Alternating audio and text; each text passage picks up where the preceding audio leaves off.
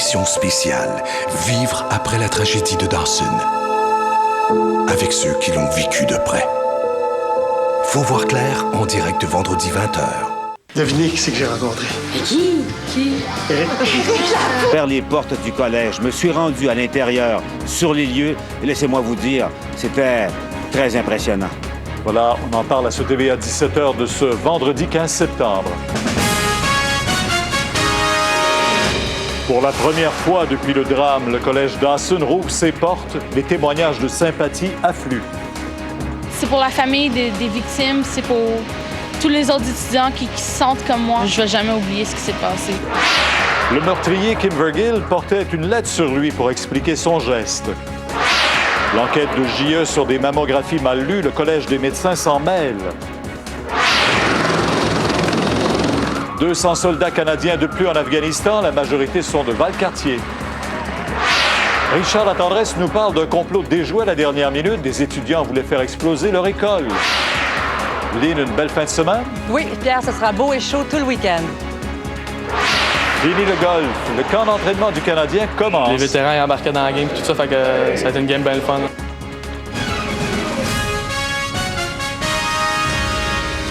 Bonne fin de journée tout le monde. 2 jours après cette horrible fusillade au collège Dawson, la poussière est loin d'être tombée. Vous allez voir dans quelques instants, Jean-François Guérin nous parlera de l'enquête, de l'allure, où est-ce qu'on en est rendu. Et je vous invite à ne pas manquer autour de 17h30 mon collègue Claude Poirier qui a un scoop. Il nous en dira davantage sur les allées et venues de ce Gill des jours et des semaines avant qu'il commette ce geste irréparable du côté de McGill. Mais il faut bien que la vie reprenne son cours aussi. Et Paul, une première journée, une première étape importante aujourd'hui, alors que le Cégep a rouvert ses portes ce matin. D'abord au personnel et on le fera pour les étudiants la semaine prochaine. Exactement, Pierre. Je vous parle en direct encore ce soir, donc devant sur le parvis, l'entrée, vous voyez derrière moi. De plus en plus de fleurs s'accumulent, des gens également qui viennent de plus en plus nombreux se recueillir. Certains prix, donc, à la mémoire de la petite Anastasia et face aux événements qui sont produits. Donc, à l'heure du dîner, Pierre, aujourd'hui, une étape importante. Les autorités ont choisi d'ouvrir les portes. On a pu entrer à l'intérieur, dans l'atrium où tout ça s'est passé, où Gill a ouvert le feu, donc, et où il a tué au moins une étudiante avant de lui-même de s'enlever la vie. Pierre, vous voyez les images, c'est assez saisissant. Les autorités estiment que c'est important de le faire. C'était la première étape pour aider les étudiants qui reprendront leur cours. Donc, je vous ferai faire cette visite-là un peu plus tard dans l'émission. Également, Pierre, bon, vous l'avez constaté derrière moi, autour du périmètre également, c'est un grand quadrilatère ici. De plus en plus de gens viennent porter des fleurs, des messages de sympathie. Ça vient de partout également. Il y a une ambiance vraiment au recueillement. Les gens, beaucoup de réflexion et veulent partager la douleur des victimes, de tous les étudiants. Un grand sentiment de solidarité commence à se manifester un peu partout ici, Pierre. Je vous ferai voir ça tout à l'heure, une petite visite autour du quadrilatère dans un instant. Si on allait à l'enquête maintenant, pour le moment, oui, parce que ça progresse depuis mercredi, cette enquête. On en sait un peu plus sur Kim Vergil et surtout sur la façon dont les policiers sont arrivés à le coincer. Jean-François Guérin, Gill, on le sait maintenant, portait sur lui une lettre. Donc, il visait véritablement et s'attendait à mourir lors de cette opération-là. Ah, ça, c'est très, très clair, Pierre, dans toute l'allure des événements, dans ce qui était, dans le fait qu'on ait retrouvé, donc, et on vient tout juste de l'apprendre, ça a été difficile à se faire confirmer. Il avait une lettre, donc, sur lui qui a été retrouvée par les policiers. Une lettre, à ce qu'on nous dit, extrêmement courte, très succincte, qui n'explique pas, et je vous le spécifie tout de suite, pourquoi il est venu au Collège Dawson. Ça, dans la lettre, ça n'est pas expliqué. Il explique un peu ce qui est dit sur son site Internet, sa haine contre la société en général. Il y a d'autres éléments également qu'on ne veut pas rendre publics, mais c'est une lettre à ce qu'on nous dit de 2 ou 3 paragraphes qui est assez courte et qui n'a donc pas été retrouvée lors de la perquisition, mais bien sur le corps de Kim Vergil, sur les lieux et qui est présentement analysée par les policiers. Mais tout ça pour vous dire que présentement, on n'est pas plus avancé, Pierre, sur la raison précise qui l'a amené ici. Pourquoi? On sait qu'il n'est pas un ancien élève, c'est important de le mentionner, n'a jamais fait de demande. Ses amis ne s'expliquent pas. L'ami à qui on vous a présenté hier ne s'explique pas non plus pourquoi il est venu ici. Ça reste pour l'instant, selon les policiers à qui on a parlé, un mystère. On en sait maintenant un peu plus sur comment ça s'est passé exactement. Mercredi midi, lorsque Kim Vergil s'est garé tout près de l'entrée du collège Dawson, a commencé à tirer à l'extérieur. On nous confirme que 10 coups de feu ont été tirés à l'extérieur du collège. 2 atteignant à la tête un homme Également, une dame qui a été atteinte à l'abdomen à l'extérieur. Vous vous rappelez, on en a parlé plus tôt cette semaine. 2 policiers se trouvaient tout près par hasard, remplissaient un rapport, l'ont aperçu, sont entrés à sa suite. Pendant 18 minutes, au 2e étage près de la cafétéria, Kinvergill va être confiné à un espace derrière une distributrice et va être donc confronté aux policiers. Il y aura échange de coups de feu. Et c'est au 3e étage de l'édifice que se trouvait Denis Côté, le policier de la police de Montréal, qui a fait feu en direction de Kinvergill, l'atteignant au coude droit. C'est lui qu'on voit sur ces images présentement. Là. Je ne suis pas en mesure de les voir. Oui, exactement. C'est lui. On l'avait vu sur les lieux mercredi. Donc, c'est lui qui a fait feu à partir du 3e étage, qui l'a atteint au coude droit. Et c'est par la suite que Kinvergill s'est donné la mort en se mettant son arme de poing dans la bouche. On parle de 40 à 50 coups de feu qui ont été tirés de sa semi-automatique à l'intérieur, 5 de son arme de poing. Et ça s'est terminé de cette façon-là. On l'a sorti à l'extérieur parce qu'il avait une ceinture et on craignait qu'il y ait des explosifs. Bon, on connaît maintenant aussi les résultats. Vous avez fait allusion aux résultats de l'autopsie sur Gill, qui s'était suicidé. Claude Poirier nous en parlait hier. Ouais. On a complété également l'autopsie sur le corps de la jeune victime. Ouais, il s'est véritablement acharné sur sa victime. Ça confirme l'acharnement. Écoutez, 9 coups de feu. Un premier qui a été tiré alors qu'elle était debout, les 8 autres alors qu'elle était au sol, et dommages irréparables au cœur, au foie, au poumon, à la colonne vertébrale. Ça donne des frissons et ça nous montre à quel point Kinvergill s'est acharné sur cette jeune femme. Merci. Au revoir. Allons maintenant voir comment les choses évoluent du côté des blessés. Les plus gravement atteints sont soignés, vous le savez, à l'hôpital général de Montréal, où on retrouve tout de suite Maryse Gagnon. Maryse, les autorités ont présenté un nouveau bilan de santé cet après-midi. Oui, il y avait quand même une bonne nouvelle. Ce qu'on nous a dit, c'est qu'il y avait un patient donc, qui était sorti de l'hôpital. Il y en a 5 dans un état stable, mais il y en a toujours 2 qui sont dans un état critique, maintenus aux soins intensifs. Et ce qu'on nous a dit, ce qu'on nous a répété, en fait, c'est que lorsqu'on est comme ça aux soins intensifs, bien sûr que la bataille n'est pas gagnée, la vie est toujours menacée. On sent, depuis 3 jours qu'on rencontre toujours les mêmes médecins, on sent qu'on est extrêmement prudent dans les commentaires. On ne veut pas donner de faux espoirs. On dit évidemment pour ces 2 personnes-là qui sont toujours dans un état très critique, on gagne du temps parce qu'évidemment, plus le temps avance, plus c'est encourageant, mais on met quand même certains bémols. La partie est loin d'être gagnée. Alors tout de suite, je vous laisse entendre le médecin Tarek Razek. On est toujours plus optimiste avec le passage du temps, mais il reste dans un état critique, donc plus optimiste, mais toujours... on veut que ça amène une plus bonne amélioration, mais on fait tout ce qu'on peut et on va continuer à travailler pour faire tout ce qu'on peut pour donner les plus bons résultats qui seraient possibles. Et ce qui est encourageant aussi, hier, vous nous parliez de 4 personnes aux soins intensifs et ils sont maintenant que 2. Que 2. Vous avez rencontré justement le frère, oui. Quelqu'un dont le frère a été blessé et qui est sorti des soins intensifs. Il vient tout juste de sortir des soins intensifs. Le jeune homme en question, il a 17 ans.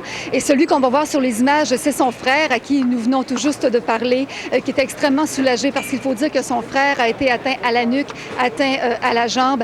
Et vraiment, ce que son frère nous disait, c'est qu'on a eu peur de le perdre. Alors tout de suite, je vous propose d'entendre ce commentaire.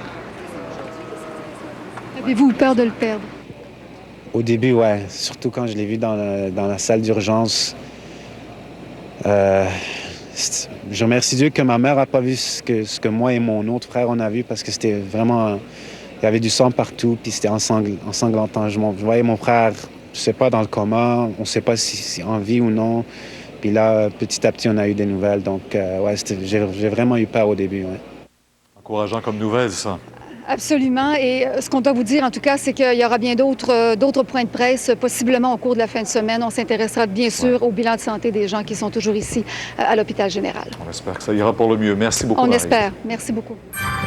Lynn, le soleil n'a pas réussi à percer les nuages comme on nous l'annonçait ce matin. Pas sur le sud-ouest, Pierre, mais partout ailleurs, il faisait beau aujourd'hui. Ah oui? Mais la bonne nouvelle, c'est que le ciel va se dégager au cours de la nuit, ce qui veut dire que demain, on sera sous le soleil et la température va grimper. Ce sera très, très agréable pour samedi et dimanche. Alors, on regarde rapidement en détail. Donc, encore un peu de brouillard en matinée demain pour le sud-ouest, soleil bien présent. Par la suite, maximum de 23 à 24 degrés. Pour le centre et l'est, une très belle journée là aussi. Le ciel est bien dégagé. On sera au-dessus des normales avec des maximums de 20 à 23. Plus au nord, plein soleil en Abitibi au Saguenay avec 23 degrés, couvert pour la baie James et Fermont avec 10. Très beau, plus à l'est avec 16 et 17 degrés. Et dimanche, Pierre, une autre superbe journée, donc 2 journées de soleil devant nous avec la chaleur qui sera au rendez-vous. C'est le dernier week-end de l'été, il faudra en profiter. Vous avez raison de nous le rappeler. Merci. À plus tard. Une résidente de Denver, au Colorado, a vu la tuerie de Columbine de près. Elle est de passage à Montréal et la fusillade de Dawson l'a bouleversée. I don't even know this person, and it's horrific. Le sous-titrage de cette émission vous est présenté en collaboration avec la ligne J'arrête. À Trois-Rivières, un homme de la trentaine, Armand Tremblay, restera en prison pendant 2 ans, moins un jour, pour avoir agressé une fillette de 7 ans. Les 2 représentantes de la région ont fait bonne figure cette semaine lors du jeu télévisé Le Cercle, diffusé sur les ondes de TVA. Martin Franqueur et Alexandre Lavoie, tous 2 journalistes au Nouvelliste, avouent avoir trouvé l'expérience très enrichissante, mais aussi très stressante.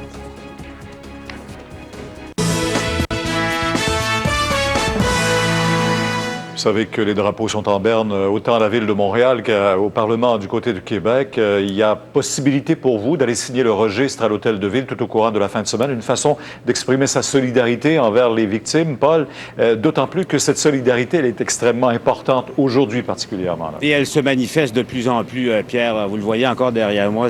Les gens viennent se recueillir, déposer des fleurs, tiens, voilà, en direct. Souvent, ce sont des gens qui n'ont aucun lien avec le Collège Dawson, qui viennent d'un peu partout. Témoigner de leur sympathie. Vous voyez derrière un peu la foule commence à s'amasser, Pierre. J'ai pensé partager avec vous, au fond, faire une petite visite des lieux. C'est pas le seul endroit où il y a des fleurs comme ça, où les gens viennent prier, se recueillir. Venez avec moi, Pierre, je vais faire une petite visite du cœur de la terre et partager avec vous l'ambiance, le recueillement et la réflexion également des gens qui viennent ici. C'est l'entrée principale du collège rue Sherbrooke, qui appartenait à des religieuses à l'époque. Quelques gerbes de fleurs, des messages, tous plus touchants les uns que les autres. Il y a 2 jours, une tragédie frappait Dawson College. Pourtant, tout le Québec fut ébranlé. Plusieurs d'entre vous êtes encore sous le choc. Je ne suis pas du collège, mais je peux vous dire que moi aussi, j'ai été secoué. Vous avez vécu des moments atroces et j'ai prié pour vous. Et à 100 mètres à peine de la porte où est entrée Kim Vergil, une garderie. On ne peut s'empêcher de se demander ce qu'il aurait fait s'il s'était présenté de ce côté face aux enfants. Et puis par hasard, toujours devant la fameuse porte, je croise cette famille qui vit à Denver, à 10 km de l'école de Columbine. We are from Denver. We've lived in Denver. I remember exactly when Columbine happened. Now, what are your feelings now? My feelings it's horrific. It's absolutely horrific that another madman could take someone's life. I don't even know this person, and it's horrific. That you send a child to school, you think your child is safe. Des fleurs, des mots d'encouragement, un profond recueillement pour panser les plaies, pour que la vie reprenne, même si plus rien ne sera désormais pareil. Je trouve ça choquant que quelqu'un ait pu avoir comme l'idée de rentrer dans une école puis de tirer sur du monde qu'il connaissait même pas. Puis Vous étiez à l'école, là? Oui, j'étais à l'école, sur le même étage. J'étais dans un laboratoire d'informatique. Et là, vous revenez ici. Qu'est-ce que ça vous fait de revenir? Vous avez déposé des fleurs? Je tremble là, juste en passant sur le pont. Là. Je veux même pas remettre les pieds à Montréal. Là, Et là, vous êtes venu ici avec votre père, déposer une gerbe de fleurs. Pourquoi c'est important pour vous de faire ça? Parce que c'est pour la famille des victimes, c'est pour tous les autres étudiants qui se sentent comme moi en ce moment, puis qui n'ont pas le goût de revenir à l'école mardi, là, puis recommencer en cours.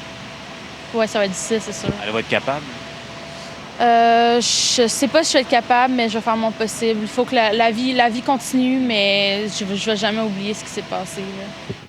Plus il y a de gens, justement, qui expriment cette sympathie, qui expriment cette solidarité, c'est encourageant pour les jeunes. Oui, c'est ça. Elle a dit la vie continue. Elle sera jamais plus pareille. Tout à l'heure, on va faire une visite ensemble. Je vous le disais, Pierre, je me suis rendu à l'intérieur, dans l'atrium. C'était une étape importante, dit-on. On a ramassé l'essentiel. Les étudiants n'auront aucun contact avec les traces qu'a laissé l'échange de tirs. C'est sûr. Vous allez le voir, Pierre, c'est assez impressionnant et saisissant de se retrouver là-bas dans l'atrium. Merci. Quelques autres nouvelles dans l'actualité. Vous savez, le Collège des médecins qui décide de prendre des mesures à la suite de cette enquête qu'on vous a présentée vendredi dernier, que nos collègues de JE ont menée à propos de 3 femmes qui auraient été victimes d'une erreur de diagnostic à la suite d'une mammographie. Et Michel Jean, animateur à l'émission, Michel, des milliers de patientes qui ont fréquenté cette clinique vont voir leur dossier révisé. C'est une première au Québec, Pierre. Donc, le Collège des médecins qui a annoncé aujourd'hui qu'il allait réviser les dossiers de toutes les patientes qui ont eu une mammographie à la clinique de radiologie Saint-Eustache entre la période de janvier 2005 à juin 2006.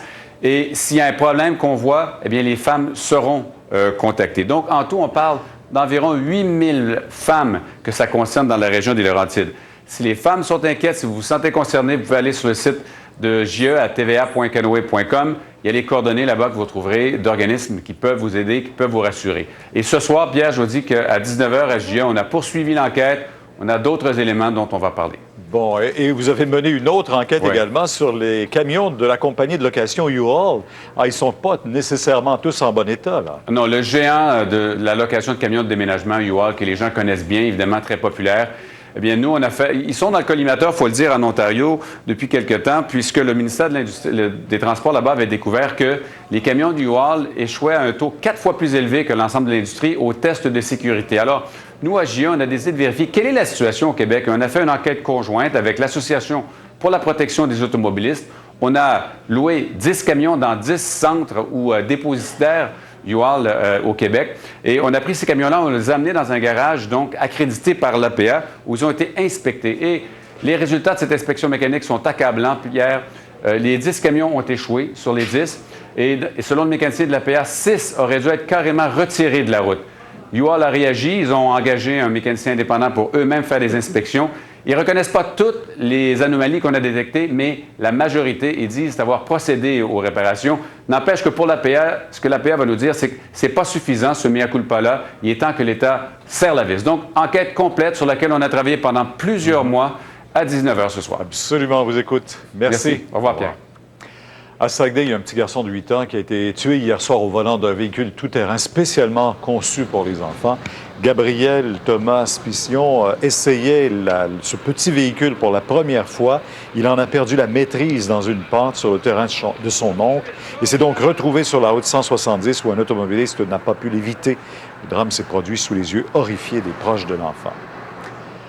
Et 2 nouvelles accusations qui sont portées contre Anne-Marie Pellado. Vous vous rappelez, la semaine dernière, le juge qui la félicitait pour sa conduite dans son traitement, mais là, cette semaine, elle brisait d'abord les conditions après avoir échoué un test de dépistage de drogue, mais cette fois, elle doit répondre de 2 chefs d'entrave pour avoir, tenté de convaincre une femme de passer ce test à sa place, et aussi pour avoir essayé d'acheter le silence d'une intervenante de la maison de thérapie où elle réside. Elle est donc de retour en prison depuis mercredi. Le camp d'entraînement du Canadien est commencé et on prend des nouvelles de Saku Koivu. Et une petite merveille de la science, cette femme a un bras robotisé intelligent. Il y a une grosse demande pour le forfait trio au Vidéotron. Avec illico télénumérique. Eh bien, je pense que le golf est fini pour le Canadien. C'est le camp d'entraînement et tout le monde a bien hâte de voir ce que l'équipe nous offrira cette année. Mais je pense que vous avez d'abord une première bonne nouvelle encourageante. Danny, le capitaine va mieux? Ah oui, absolument. J'ai été même impressionné de voir avec quelle aisance la pièce angulaire de Danny, ce trio. Danny, mais il y a bien des gens qui disent Ribeiro commence de façon très forte la saison. Vous avez raison. Vous avez tout à fait raison. Et je ne vais pas aller contre ça, mais c'est quand même encourageant de voir que ce bonhomme-là s'amène au camp d'entraînement avec beaucoup d'enthousiasme. Et bien sûr, l'addition de Samsonov amène une nouvelle dimension sur ce trio, une dimension de vitesse qui manquait énormément. On veut voir ça après les fêtes. Ça, c'est clair. Ça, c'est clair. Alors, vous êtes vrai. Elle s'appelle Claudia Mitchell, elle est américaine, elle est équipée d'un bras gauche totalement robotisé. Et là où la réalité rejoint la fiction, c'est que son bras artificiel répond directement aux ordres de son cerveau. La jeune femme avait perdu son bras il y a 2 ans dans un accident de moto. Ce sont des chercheurs et des chirurgiens de Chicago qui ont réalisé cet exploit. Le tiers des femmes ont déjà trompé leur conjoint et 28 ont eu une expérience avec plus d'un partenaire. Où en est la sexualité féminine à 19h et 21h à LCN?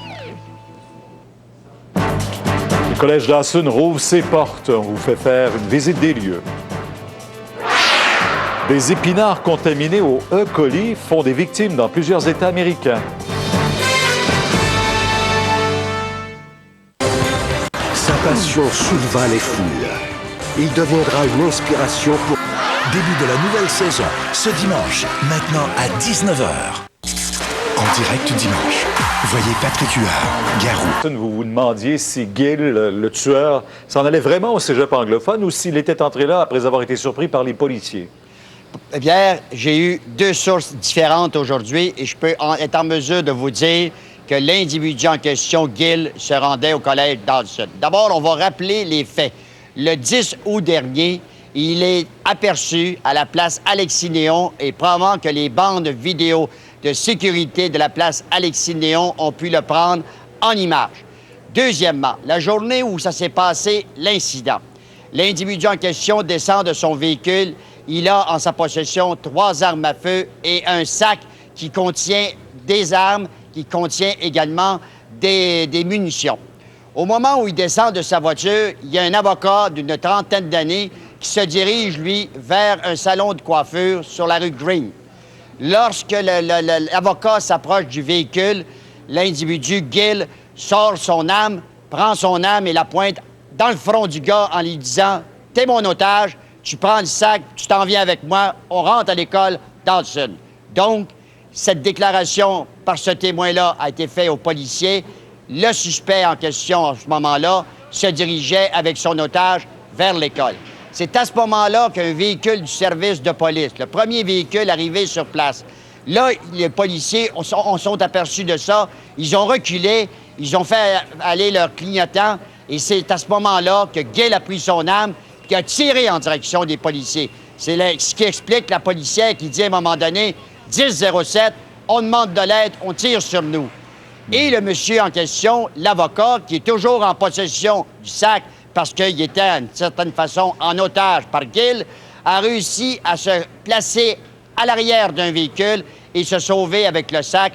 Donc, le suspect n'est pas entré à l'intérieur du collège avec le sac puisqu'il a été retrouvé sur place. Mais il avait quand même des armes sur lui. Il y avait 3 armes sur lui. Alors là, on en conclut donc que c'était un geste prémédité. Je veux revenir, Claude, sur le 10 août dernier. On peut supposer que s'il s'était rendu place Alexis-Néon, puisque ce n'est pas un ancien étudiant, et ça a été confirmé par les autorités. Contrairement à ce qui a été annoncé par un réseau qui n'est pas le réseau TVA, jamais ce gars-là n'a fréquenté le collège Dodson. Alors, si le 10 août dernier, il était place Alexis-Néon, c'était pour prendre connaissance des lieux? Définitivement, il a été vu au moins une fois et sûrement la sécurité de la place Alexis-Néon l'ont sur bande parce que la personne qui me donne l'information me dit qu'il a été vu par les caméras alors qu'il circulait puis était vêtu justement de son manteau très long noir. Mais je reviens, ce qui est important, c'est que le gars en question, lorsqu'il prend la voiture, il s'empare d'un otage, puis il force l'otage à continuer avec lui parce qu'il pointe son arme en direction, puis il force l'otage, l'avocat, à transporter le sac. Mais le sac n'a jamais rentré à l'intérieur du collège parce que l'avocat s'est caché derrière une voiture, puis il l'a remis aux policiers. Il a eu le temps de se cacher, donc il n'a jamais été blessé non plus par balle. Non plus. Merci, Claude. Au revoir, Pierre. Voilà. Vous avez une nouvelle pour Claude Poirier? Il attend votre appel. 514-598-2857. Et 2 jours après les événements, bien sûr que le collège rouvrait ses portes aujourd'hui. D'abord pour les enseignants, le personnel. Lundi, on sait que ce sera les étudiants qui pourront faire leur entrée. Mais aujourd'hui également, Paul, les journalistes pouvaient entrer à l'intérieur, prendre connaissance également des lieux. Là. Oui, très brièvement, une quinzaine de minutes tout au plus, Pierre. C'est important, paraît-il, parce que tout s'est joué ici. Évidemment, du côté de la direction, on entame le processus pour reprendre la vie si elle peut se reprendre normalement. Donc, Pierre, bref visite, on a beaucoup nettoyé à l'intérieur. Monsieur rendu est à peu près midi et 5 aujourd'hui, donc par la même porte où est entré Gill mercredi. Alors, c'est ici que tout ça s'est passé mercredi. On entre dans l'atrium, donc, et l'aire de restauration, si on veut. Donc, l'essentiel de la fusillade, l'échange de coups de feu s'est produit ici. Et attention à ne pas confondre. Vous voyez les marques sur les murs là-bas. Ce qu'on m'a dit, c'est que ce n'est pas des traces de balles qu'on a tenté déjà de camoufler, mais plutôt c'était des travaux de construction qui étaient en cours depuis un bon moment déjà. Mais ce qui est sûr, essentiellement, c'est que l'essentiel de l'échange de coups de feu et tout ça s'est produit ici. On pense que c'est ici que la petite Anastasia aurait été tuée. Et si vous me suivez, on continue par ici. Ce qui est clair, et ça m'a été confirmé, à la toute fin, toute l'histoire s'est terminée ici, derrière moi, voyez. C'est ici que Gill, donc, s'est retrouvé coincé en souricière, si on veut. Selon ce que nous racontait hier James Santosh, il y avait à ce moment-là au moins 2 étudiants qui faisaient office de bouclier humain à un certain moment. Mais lui s'est retrouvé coincé ici, et c'est ici qu'il aurait été touché par une balle de la police, donc il serait tombé par terre aux environs ici. On vient juste de procéder au nettoyage. On voit qu'il y a eu beaucoup d'actions ici, donc, et c'est probablement dans ce coin qu'il aurait finalement décidé d'en finir. et de se tirer, comme l'a confirmé l'autopsie, ce que nous raconterait James Santos hier, donc se tirer lui-même une balle à l'aide de son revolver. Si on continue par ici, évidemment, c'est l'ensemble de la cafétéria. À ma gauche, au fond, il y a davantage d'étudiants. Est-ce que Gill s'est rendu là? C'est possible. Mais ce qu'on nous dit, c'est que l'essentiel, l'échange de coups de feu, au moins une centaine de balles ont été tirées ou échangées par la police et également par Gill. Alors, on le voit ici, on va regarder encore, si vous le voulez. Alors, c'est l'essentiel de la cafétéria. Imaginez à l'heure du dîner, à 12h40, c'était de toute évidence bondé. Imaginez la scène, que ça pouvait être l'épouvante. Et puis les fameuses images vidéo qui ont été captées par des étudiants qu'on a pu retransmettre à TVA ont été captées de cet angle ici, vous voyez. Alors on voit la fameuse colonne rouge qu'on voyait sur les images. Alors toute l'action s'est déroulée essentiellement à gauche de la colonne. C'est là que la petite Anastasia aurait été tuée notamment. Et c'est là que le tueur fou finalement aurait été neutralisé finalement. Mais vous voyez, la porte ici, ça nous donne une idée. Alors c'est la porte qui donne exactement sur la rue Maisonneuve. Donc l'individu n'avait qu'à franchir que quelques dizaines de mètres, même pas, pour accéder à l'atrium qui était, on s'en rappelle, bondé d'étudiants. Il était à 12h40 à ce moment-là, mercredi. Les autorités ont fait vite pour faire disparaître toutes les traces de la tuerie, de ce qui s'est produit ici. En fait, on sent l'odeur, enfin, du plâtre, entre autres choses. Il y a encore quelques petites traces visibles. Vous voyez ici, de toute évidence, c'est un projectile, une arme à feu, un peu en dessous également. Même chose, mais pour l'essentiel, à peu près plus rien n'y paraît maintenant. De toute évidence, les autorités veulent faire en sorte que lorsque les étudiants vont commencer à revenir lundi, il n'ait pas de contact oculaire, il n'y ait pas devant eux des preuves matérielles ou un rappel matériel, si vous voulez, de ce qui s'est produit. Le retour en classe ici, on essaye à peine d'imaginer ce que ça sera. Ça ne sera pas évident pour personne. Effectivement. Et Pierre, après cette brève visite, donc, la direction a reçu à peu près 700 employés qui aussi sont sous le choc. Et là, on se prépare pour accueillir les premiers étudiants lundi qui vont venir reprendre leurs effets scolaires, entre autres choses. Et puis, ce qu'on me racontait, c'est que la direction a vraiment songé à tout changer, le mobilier, les couleurs, la configuration même de l'atrium. Et les psychologues ont plutôt conseillé de présenter ces images aujourd'hui. C'est la première étape. Il y aura un peu de peinture. On me dit qu'on va changer les couleurs, rendre ça plus vivant. Mais pour le reste, les étudiants vont retrouver essentiellement les lieux comme il était avant les tristes événements. Enfin, une fin de semaine, et enfin une fin de semaine avec 2 jours de soleil. Ça, on n'a pas vu ça souvent, là. Ça fait quelques semaines, Pierre, qu'on a une... Le pape suscite la colère du monde musulman.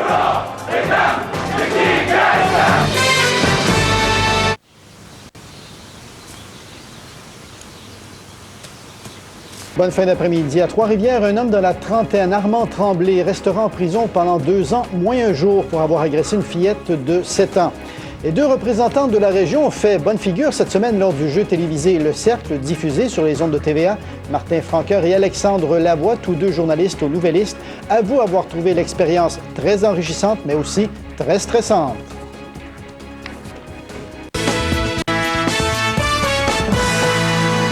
Vous savez que ça va mal pour les constructeurs automobiles américains. Ford, qui, pour la première fois de toute son histoire, n'a plus un descendant de la famille Ford, arrive avec un nouveau président qui vient, lui, de chez Boeing, où il a implanté une restructuration là-bas, fait pareil chez Ford et il va encore de façon plus intensive, supprime 10 000 emplois. Ça s'ajoute aux 4 000 déjà annoncés. 2 usines supplémentaires sont aussi fermées, dont celle de Windsor, en Ontario. Ford a conclu une entente avec le syndicat des travailleurs unis de l'automobile pour étendre à tous les employés des incitations au départ volontaire. Et on a dit que s'ils ne partent pas d'eux-mêmes, on va les mettre à la porte. Il y a quand même une bonne nouvelle pour 2 usines ontariennes qui vont construire chacune un nouveau modèle. Alors, on verra ça. Maintenant, pendant que nous vivons ici le drame de Dawson, Richard Latendresse, que je retrouve à Washington. Bonsoir, Richard. Bonsoir, Pierre. On apprend que vous venez d'éviter du côté de Washington ce qui aurait pu être plus horrible encore. Oui, effectivement. En fait, du côté de Green Bay, au Wisconsin, mais aux États-Unis, les gens sont horrifiés quand ils évoquent ce qui s'est passé, ce qui aurait pu se passer là-bas, dans une école secondaire, la East High School. Écoutez bien, Pierre, ça a été démantelé hier. Les 2 jeunes ont été arrêtés hier. 2 jeunes de 17 ans qui étaient obsédés, qui étaient fascinés par la tuerie de Columbine.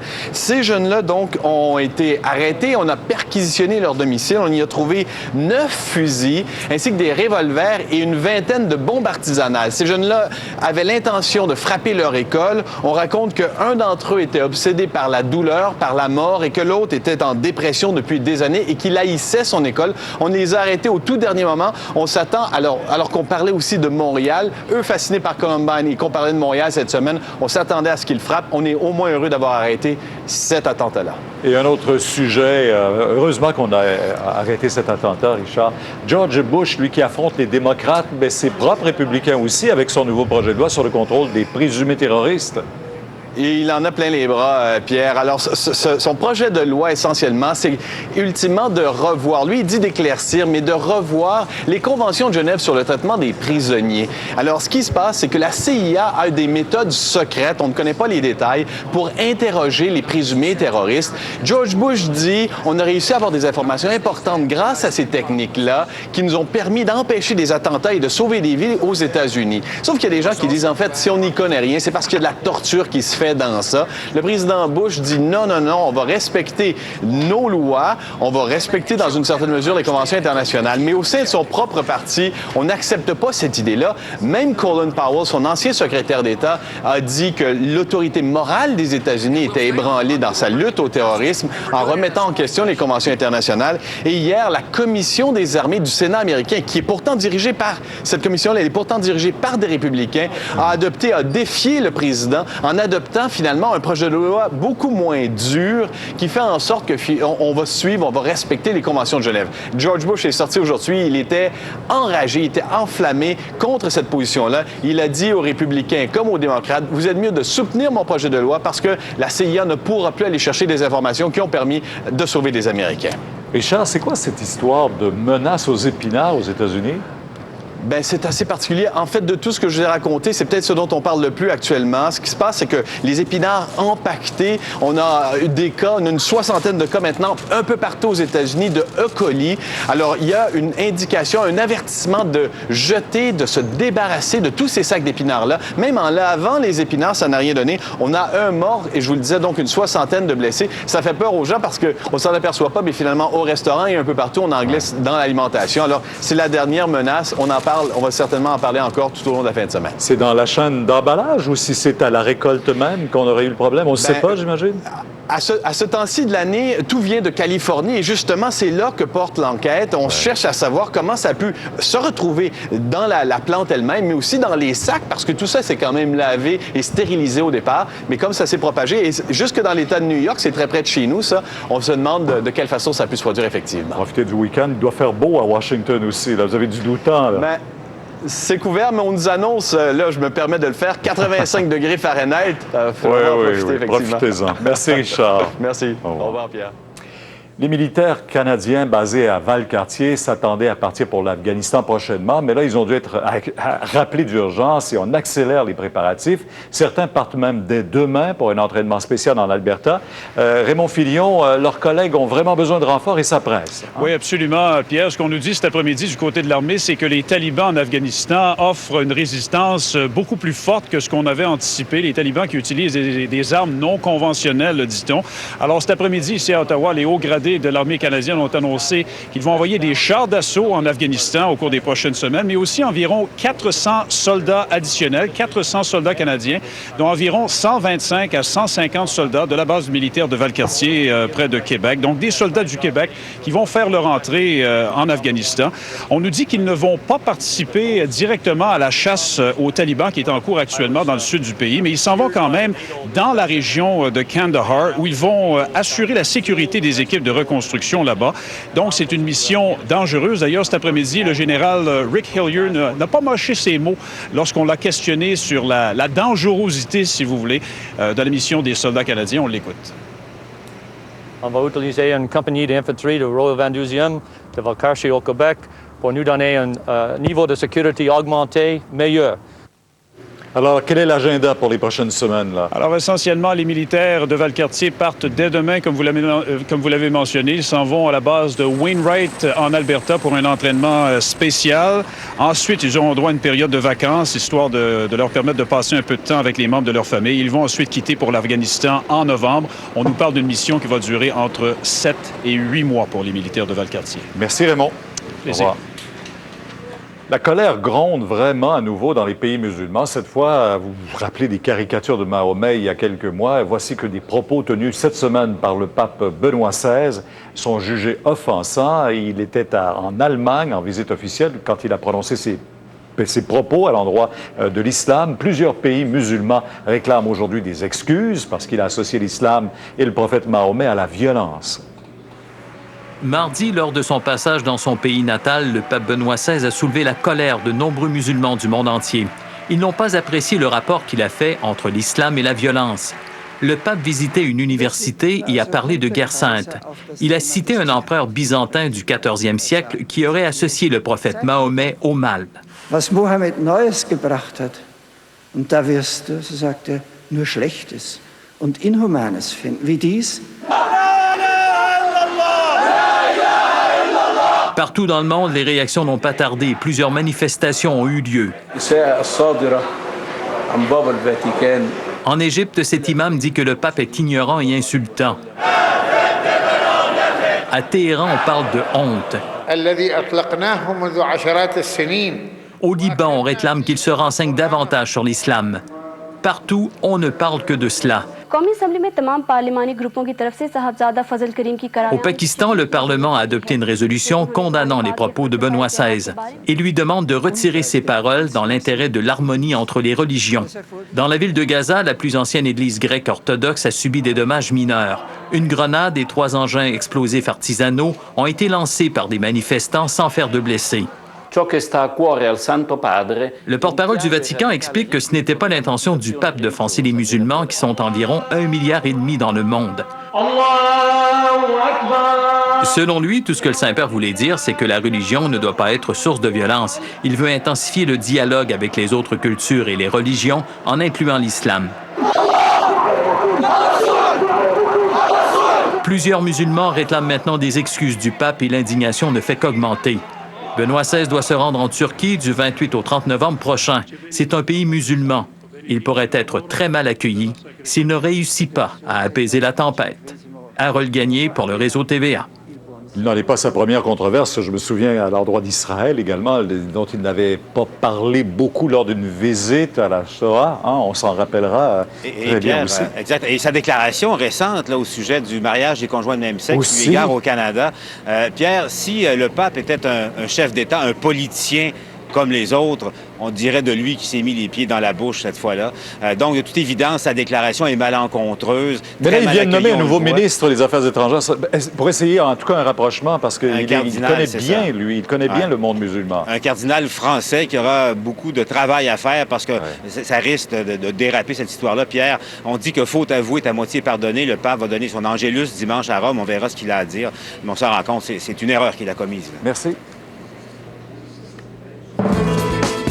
Corneille a trouvé sa colombe. On vous présente des photos de son mariage à Mont-Tremblant. Kim aime tellement de parfum game qu'elle cherche des choses à laver juste pour pouvoir le sentir. Des cœurs seront déchirés ce soir. Corneille n'est plus seul au monde, en tout cas. Oui, en fait, il a épousé samedi dernier Sofia de Medeiros. Ça s'est passé à Mont-Tremblant, à l'hôtel Quindessence. Et puis, bon, Corneille a négocié la vente des photos exclusives au magazine Paris Match. Vous les voyez sur ces images, elles sont magnifiques. Et donc, tous les profits de la vente des photos seront versés en totalité à l'organisme UNICEF. Il faut savoir que Corneille est l'ambassadeur d'UNICEF. Alors, on parle de 35 000 $ canadiens. C'est quand même bien, hein? Il n'était pas obligé de le faire. Et bon, le couple voulait faire un mariage très simple, dans la simplicité, loin des médias, loin de nous, Pierre.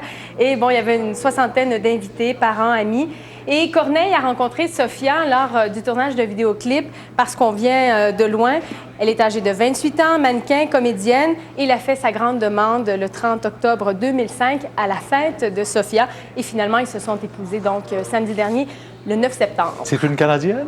Oui, c'est une Québécoise, mais son père est portugais. Ah oui, okay. Alors, elle sait parler 3 langues, lui 4, semble-t-il. On écrivait à la blague dans le Paris Match qu'il devrait être capable de se comprendre. Ah, je pense que oui. Oui. Parmi les nouveautés au cinéma, qu'est-ce que vous proposez, là?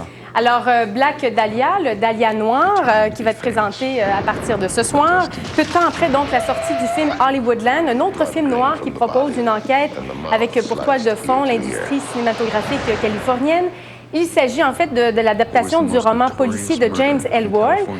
L'histoire, c'est l'histoire en fait du meurtre crapuleux d'une jeune actrice. Ça s'est passé à Los Angeles en 1947, un meurtre qui a d'ailleurs jamais été élucidé.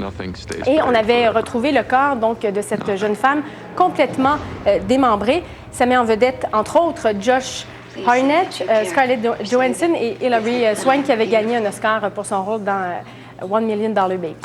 Il y en a plusieurs qui vont faire un tour au casino, des artistes qui ont beaucoup de plaisir à y travailler, travailler sur cette scène là-bas. Et Claude Dubois sera le prochain?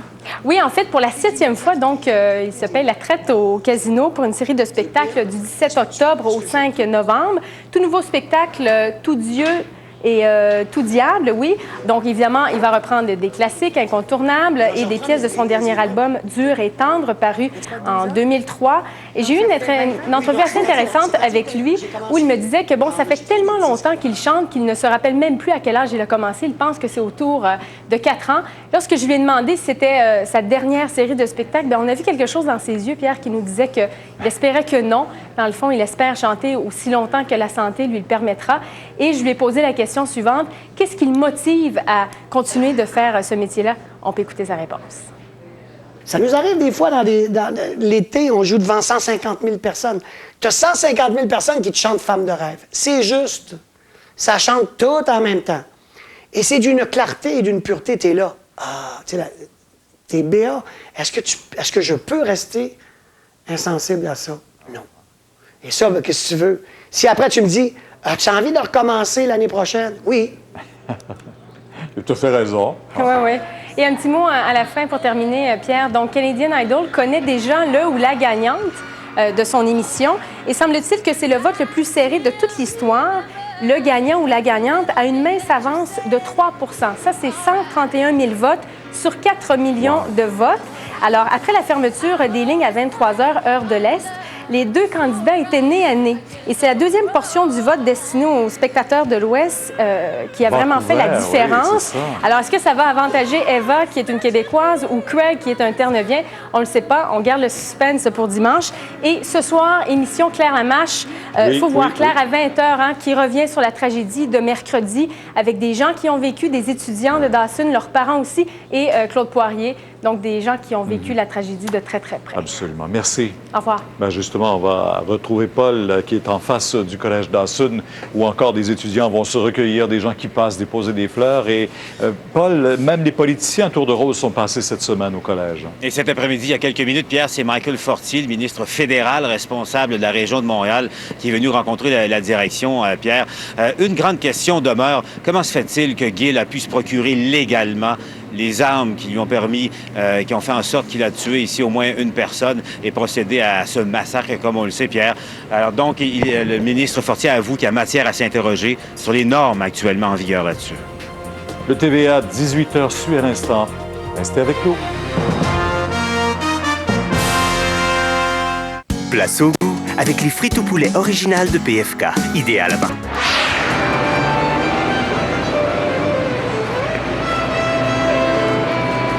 Une étape vers la guérison, le Collège Dawson rouvre ses portes pour la première fois. Je vais jamais oublier ce qui s'est passé. Mammographie mal lue dans une clinique, l'enquête de JE a fait bouger les choses. Le dernier week-end de l'été va se passer sous le soleil et la chaleur sera au rendez-vous.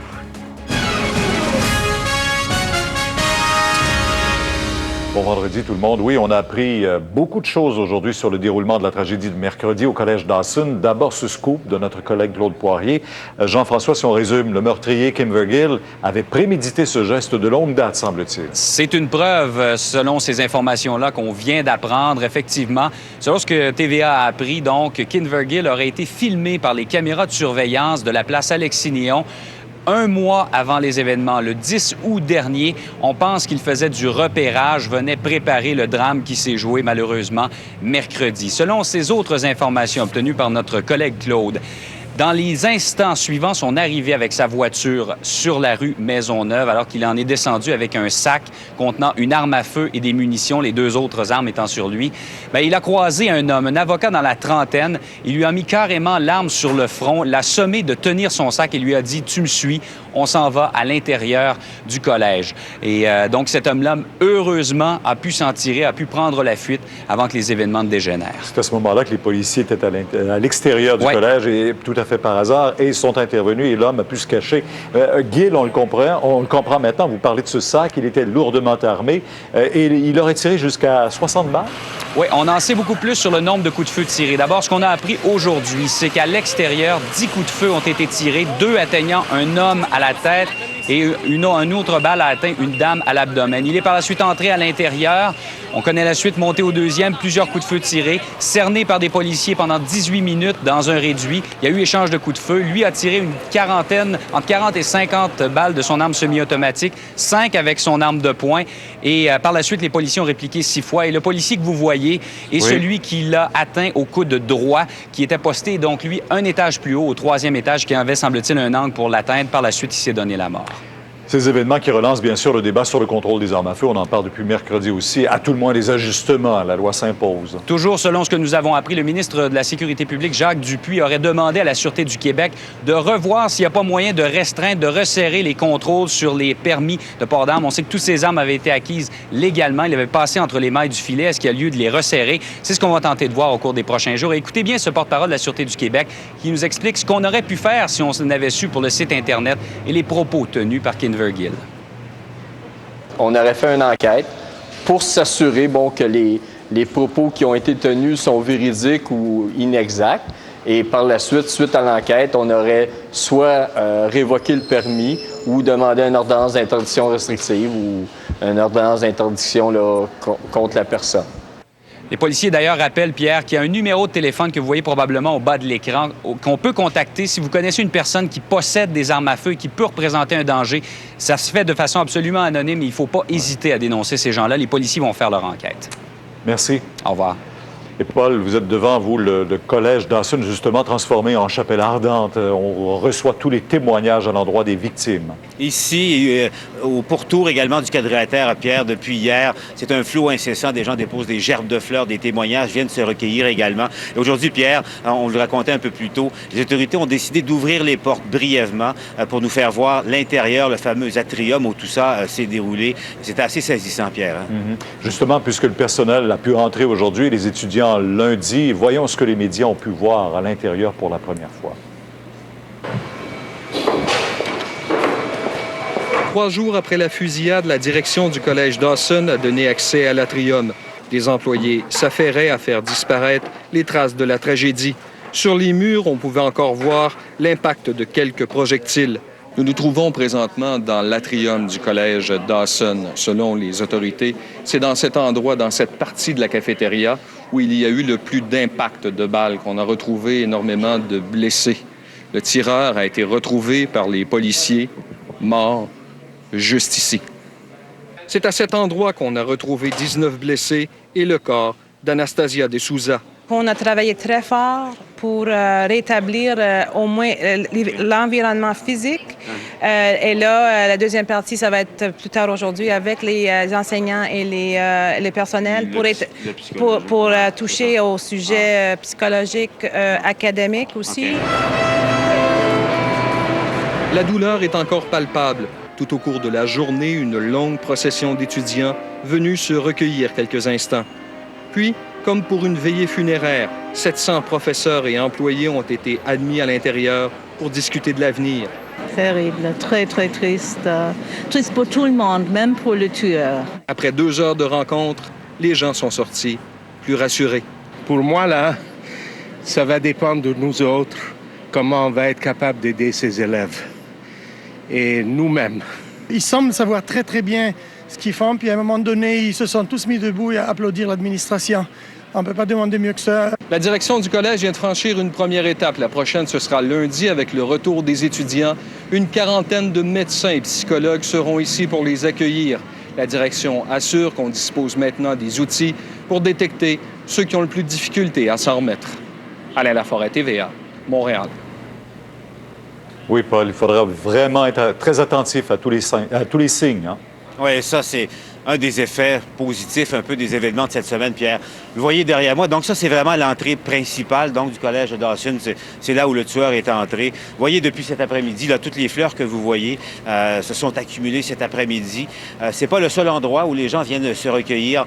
C'est vrai également du côté de la rue Atwater et Maisonneuve, également une sorte de vigile improvisée. Devant également le siège social, en fait, qui est de l'autre côté, rue Sherbrooke. Pierre, c'est assez impressionnant de voir ça. Les gens viennent prier, viennent simplement se recueillir. Des messages qui viennent évidemment de certains collègues des étudiants, mais de partout également à Montréal et à l'extérieur également. C'est un événement qui a profondément bouleversé les gens, Pierre, et les témoignages de Saint-Petit affluent. Et moi, tous les étudiants que j'ai rencontrés appréhendent beaucoup la rentrée de lundi. Ils auront bien besoin de tout ce support. D'autant plus qu'on sait qu'il y a toujours 2 personnes qui reposent aux soins intensifs dans un état très critique. Une personne a pu même quitter l'hôpital aujourd'hui, alors ils sont toujours 5 à l'hôpital général de Montréal. Les autres sont dans un état stable. C'est encourageant, nous disaient les autorités. Alors on craint toujours, évidemment, puisqu'ils sont aux soins intensifs, pour l'état de santé de 2 des blessés de Kimvergill. Maintenant, l'émission JE a fait bouger les choses. Le Collège des médecins qui fait reviser toutes les mammographies faites à la clinique de radiologie Saint-Eustache au cours des 18 derniers mois. Vous savez, JE qui révélait la semaine dernière le cas de 3 femmes dont les diagnostics auraient été erronés. La campagne de révision va toucher plusieurs milliers de femmes. C'est pas moins de 8000 mammographies réalisées ici, à la clinique de radiologie Saint-Eustache, qui seront relues. Toutes les femmes qui ont passé un examen de dépistage du cancer du sein entre janvier 2005 et juin 2006 sont assurées qu'un radiologiste révisera leur mammographie. Si jamais il y avait un résultat positif là-dedans, il va être transféré à la santé publique des Laurentides, qui, elle, verra contacter la patiente. La campagne de révision de mammographie, une première au Québec, a été commandée par le Collège des médecins une semaine après l'enquête réalisée par JE. Lui est médecin, mais il ne l'a pas vu. Une enquête qui a révélé le cas de 3 femmes qui auraient été victimes d'une mauvaise lecture de mammographie à la même clinique. L'une d'entre elles, Angèle Aymar, qui aurait été mal diagnostiquée à 2 reprises, en est même décédée. Vous avez sorti quelque chose, on a fait quelque chose en conséquence et au moins, vous nous donnez l'avantage de venir expliquer ce qu'on a fait. Le Collège des médecins a ordonné à la clinique actuellement sous enquête de cesser de faire des mammographies depuis le 26 juin. Son propriétaire, le Dr Robert Bertrand, ne peut plus non plus interpréter de mammographie depuis ce temps. Je peux vous dire qu'en 2004, cette clinique-là cotait de façon supérieure à la cote pour le programme de dépistage du cancer. Qu'est-ce qui est arrivé? Il y a eu beaucoup de cas qui ont passé en 2005-2006. Est-ce que c'est ça l'explication? Je n'en sais rien. Les résultats de la campagne de révision devraient être connus en décembre. Si plusieurs cas sont répertoriés, le radiologiste fautif pourrait comparaître devant le comité de discipline du Collège des médecins. Mais pour au moins une femme, la possible sanction arrivera trop tard. Anne Préfontaine, TVA, Montréal. Alors, si vous avez des inquiétudes, si vous voulez plus d'informations, il y a plusieurs organismes qui peuvent vous donner cette information. Les numéros sont sur le site web de JE. Regardez en bas d'écran, tva.canoe.com. Allez là, cliquez JE, on va vous donner toutes les informations nécessaires.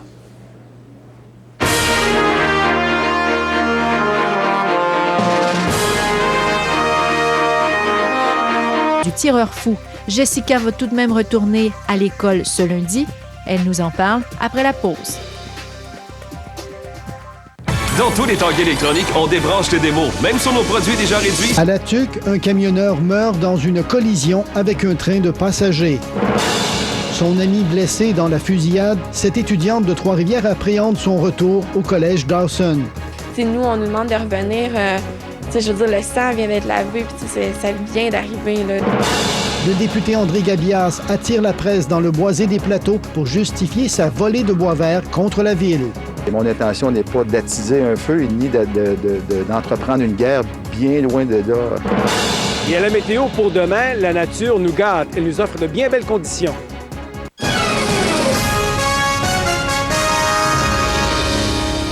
Bon début de soirée, mesdames et messieurs. Un camionneur a perdu la vie cet après-midi lorsque son véhicule a été percuté par un train de passagers de Via Rail. L'accident s'est produit vers 14h30 sur le chemin de l'église dans le secteur Lacabosse de la ville de La Tuque. L'identité de la victime n'a pas été dévoilée. On sait qu'il s'agit d'un homme de 36 ans de l'extérieur de la région. Il était au volant d'un camion à benne. Sous la force de l'impact, son véhicule a été sectionné et la cabine a été traînée sur une vingtaine de mètres. L'autre partie du camion a pris feu. Les pompiers de Latuc ont rapidement maîtrisé l'incendie. Le conducteur et les passagers du train s'en sont tirés indemnes. Évidemment, la circulation ferroviaire a été interrompue pendant tout l'après-midi, mais la route, elle, n'a pas été fermée. Des enquêteurs ont été dépêchés sur place pour éclaircir les circonstances de cet accident. Ceux qui ont vécu le drame du collège Dawson se disent à jamais marqués par les scènes de violence qu'ils ont vécues, qu'ils ont vues. 2 étudiants sont venus chercher un peu de réconfort auprès de leur famille ici à Trois-Rivières. Chantal Carignan, on le devine bien, les Gaulais étaient soulagés de revoir leurs enfants. Soulagés et conscients du défi qui les attend parce que dès lundi, c'est le retour au Collège Dawson à Montréal. Il n'y aura pas de cours, c'est un retour progressif. Il faudra aussi bien sûr y aller à petits pas pour se sentir à nouveau en sécurité. C'est bon. France Bellemare ne se lasse pas de regarder Jessica, son aînée de 19 ans. Elle et son frère étudient à Dawson. La mère de famille a vécu des moments d'angoisse dans les instants qui ont suivi la fusillade. Là, c'est comme une vision des réels. Là. Tu regardes ça, tu reconnais les lieux parce que tu les connais bien. Tous les jeunes qui sont sortis sont dehors en train d'appeler leurs parents pour les rassurer. Là, toi, tu es là puis tu n'en as pas de nouvelles. Là. Les parents de Jessica ne font ni une ni deux et foncent vers Montréal. Ils y trouvent leurs 2 enfants sains et saufs. La meilleure amie de Jessica n'a cependant pas eu la même chance. C'est arrivé tellement vite. Lui, dès qu'il est rentré, il a tiré puis elle a reçu une balle. Fait que elle n'a même pas eu le temps d'avoir conscience de ce qui arrivait. T'sais. Tout le monde est parti à courir puis ils l'ont laissée en arrière. Il n'y a personne qui est resté avec elle. Fait que elle s'est retrouvée toute seule avec le tueur. Puis là, elle me racontait ça, puis elle pleurait, puis tout ça. Puis elle a dit, il y a 2 gars de son école qu'elle connaissait pas qui l'ont pris par les bras, puis ils l'ont amené dans une classe à côté, puis ils l'ont mis sur une table. C'est eux qui l'ont mis sur une table. Mais, tu sais, puis là, elle disait, eux, c'est mes anges gardiens, là. Puis, tu sais, c'est vraiment dur parce que, tu sais, de savoir que quelqu'un que t'aimes a vécu ça. Dur de vivre avec ce souvenir. Dur aussi de reprendre la routine à Dawson dès lundi. Tu sais, nous, on nous demande de revenir... Tu sais, je veux dire, le sang vient d'être lavé, puis tu sais, ça vient d'arriver, là, tu sais, puis c'est sûr, c'est dur, tu sais, puis... Mais je me dis en même temps, si les gens attendent, ben j'ai l'impression qu'il y a beaucoup de gens qui reviendront pas, tu sais. Ce qu'il faut pas oublier là-dedans, c'est que leur école, pour eux, puis autant pour nous, les parents, c'est un milieu sécurisé. C'est un environnement qui leur appartient. Un milieu que les étudiants devront à nouveau se réapproprier. Chantal Carignan, TVA, Trois-Rivières. Martin, le soleil s'est installé pour quelques jours. Bien, pour quelques jours, pour la fin de semaine du moins. Et c'est la dernière fin de semaine de l'été, soulignée par la présence du soleil et des températures au-dessus des normales saisonnières. Donc, on va se la couler douce. Je vous donne plus de détails dans un instant. On y revient. À tantôt. Au palais de justice de Trois-Rivières, un homme dans la trentaine prend le chemin de la prison pour avoir agressé sexuellement une fillette pendant environ 6 mois. Ghislain Morissette, il s'agit d'un individu de Louisville. Il s'agit d'Armand Tremblay-Pierre, un individu d'une trentaine d'années de la région de Louisville qui a abusé d'une fillette de 7 ans entre l'automne 2003 et mars 2004. Il a été condamné par le juge à 2 ans moins 1 jour de prison ferme. Le juge a mentionné qu'il avait détruit l'enfance de cette fillette. Il oblige Tremblay à suivre une thérapie pour délinquance sexuelle. Il a dit également tenir compte des problèmes psychiatriques de l'accusé. L'accusé aurait, entre autres, visionné des films pornographiques avec la jeune fille et lui demandait à ce moment-là de reproduire les gestes qu'elle voyait dans les films. D'ailleurs, c'est en reproduisant ce genre de gestes à l'école que les gens se sont aperçus qu'il y avait quelque chose qui clochait et c'est là que l'enquête multisectorielle a été déclenchée, comme l'explique la procureure de la Couronne. On parle de dessins qu'elle faisait, qui reproduisaient des gestes à caractère sexuel. On parle aussi de danse lascive. En fait, elle se prenait pour un objet sexuel en classe. Il y a également le procès de l'ex-conseiller municipal de Saint-Luc-de-Vincennes, le Claude Grandmaison, qui a pris fin aujourd'hui. Le procès s'est effectivement terminé cet après-midi, Pierre, avec la présentation des plaidoiries de la Couronne. Ce matin, c'était la défense qui était à la barre, la défense qui soutient que son client a été injustement accusé à la suite de chicanes de famille. À partir de cette dispute, la victime présumée a cessé de bénéficier de la générosité de son père. Elle aurait voulu se venger, selon son avocat. L'avocat qui a soulevé d'ailleurs des contradictions dans le témoignage de la victime, ce à quoi la Couronne a répliqué qu'elle avait pu se tromper parfois dans son long témoignage, mais que ça ne voulait pas dire qu'elle avait menti. D'ailleurs, la procureure a rappelé que les amis de la victime avaient confirmé avoir reçu les confidences de la jeune femme il y a plusieurs années. Même chose également, une qui a reçu des confidences de Grand Maison lui-même il y a quelques années. Je vous invite à écouter les avocats. J'ai exclu qu'il y avait de la connivence entre les témoins de la poursuite parce que toutes les personnes qui sont venues témoigner ne se sont pas parlé entre elles depuis des années et sont venues rapporter des mêmes événements. Donc, c'est évident que les événements ont lieu. Je ne dis pas qu'il y a connivence, mais je demande aux juges d'être prudents dans l'appréciation des témoignages. En voilà, Pierre, Claude Grandmaison connaîtra le verdict du juge le 19 octobre prochain. Il sera à ce moment s'il est reconnu ou non coupable des gestes qu'on lui reproche. Merci, Ghislain. Au revoir. On a droit à un autre chapitre dans la longue saga du boisé Les Plateaux à Trois-Rivières. Le député André Gabias a convoqué la presse dans le désormais célèbre boisé cet après-midi, mais pas pour exprimer de regrets, loin de là. Il s'est employé à justifier ses attaques des derniers jours contre la ville et son conseil. Non, André Gabias n'avait pas une autre solution à proposer aujourd'hui aux journalistes qu'il avait convoqués en point de presse en face du parc Roland-Leclerc. Je respecte tout à fait le rôle et le travail effectué par le maire et par les conseillers. Et je n'ai jamais voulu, si on veut, critiquer directement une personne, mais bien de faire l'analyse d'une situation. Le député souhaitait seulement réaffirmer sa position dans le célèbre dossier du boisé des Plateaux.